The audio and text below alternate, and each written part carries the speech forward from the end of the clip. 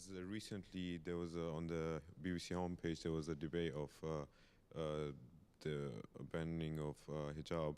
I think mostly people are offended of those people and women which have a hijab. I mean, full coverage. They where you can only see the eyes, and they would even wear in the summer they would wear gloves so that you can't see any part of that. I think mostly people are offended of them, and mostly people even commented that that hijab, which is only coverage of the face, doesn't really offend anyone, and they're not really against offending. that. I think Jahangir Sahib, some people actually saying it doesn't really offend them, but they feel intimidated. See a woman walking down the street in a full burqa, full covering, and they actually feel intimidated. Well, they'll feel intimidated if they aren't used to it, but one gets used to things. And this is all something about which has to do with cultural education as well.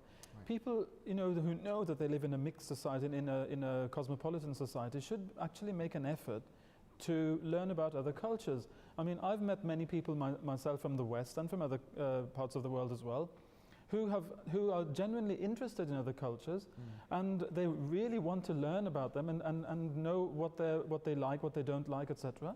And those are the people who interact with great ease with anybody, whatever the culture is. And then, the things that, even like the burqa, for example, does not become anything shocking to them, because they've read up on it, they know about it, and so they're not shocked at all.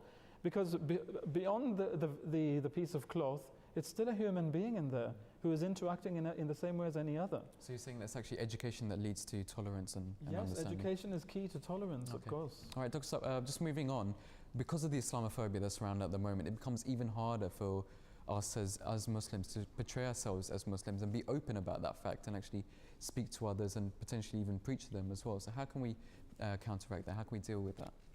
Again, I think we are fortunate, we are very, very fortunate in that we have been taught by the Promised Messiah and our Khulafa how to present that beautiful image of Islam, which in common ways at the moment is not regarded as beautiful. So we have all the tools at our disposal. You just need to just open up a book about the community, and it will teach you all the ways of how to portray that message through all our works. If I may add on to that, it just reminds me of something that I've been told by several non-Muslims that they find that they can live with Ahmadi Muslims, but they can't live with the others.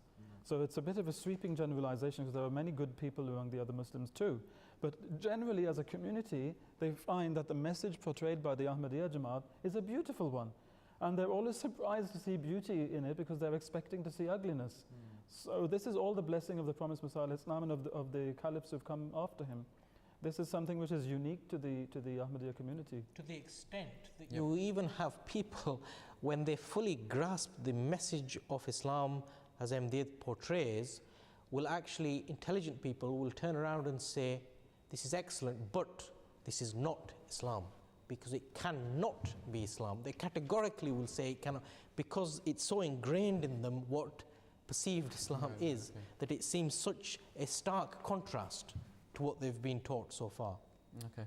As Hanif Saab, what would you like to add on to that? Within this society, Muslims are always categorized as being terrorists and enemies of the state, if you would. So how can we sort of go about that and actually engage in dialogue about religion and Islam? I think most people are intelligent enough to decipher what is the reality of the people they're dealing with. And normally when I speak in the American public, I give them examples which they can relate to. Scenes of violence that have taken place on the part of non-Muslims, Christian Americans who have blown up buildings, who have killed doctors because they were abortion doctors, and done so many things. And yet I always say you never have the knee-jerk reaction, pointing a finger that this is a terrorist, this is a fundamental Christian here, this is the problem with Christianity, Jesus Christ was a prophet of war and this and that, because you know the faith. And once you know the faith, you can separate the individual from the religion. Without knowing the faith, you will always be at a loss. That is this faith in operation? Is this culture going on here? Is this some kind of insanity that's in operation? You will not know.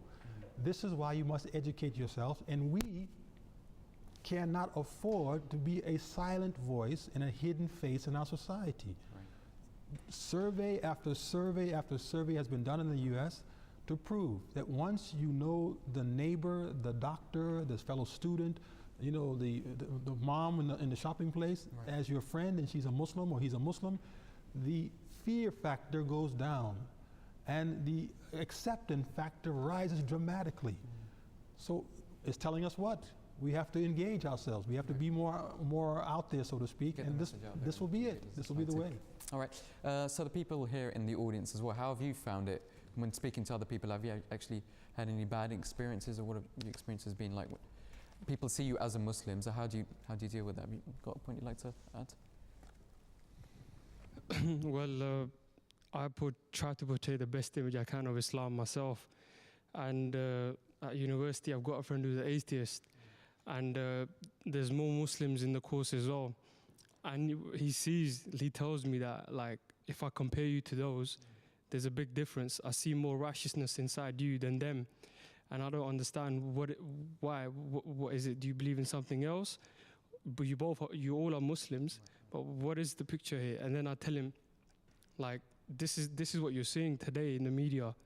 You're seeing one side of the Muslims who are doing what they shouldn't be doing, because that's not Islam, and then the other side, the minority that you see, those are the righteous ones, but you don't really see them. That's what the problem is. Yeah. Okay. Mashood, you would like something to add on to that? What have your experiences been like? Are people quite hostile against it? I've noticed I get more hostility from other Muslims when they find out that I'm an Ahmadi or a Qadiani. With non-Muslims, they seem to be more open. They ask questions. When they see these negative images in the media, they want to know, okay, so why do they say that about you?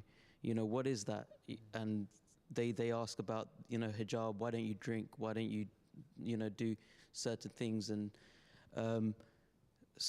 then they sort of say, well, yeah, you don't seem like other Muslims that I know. You know,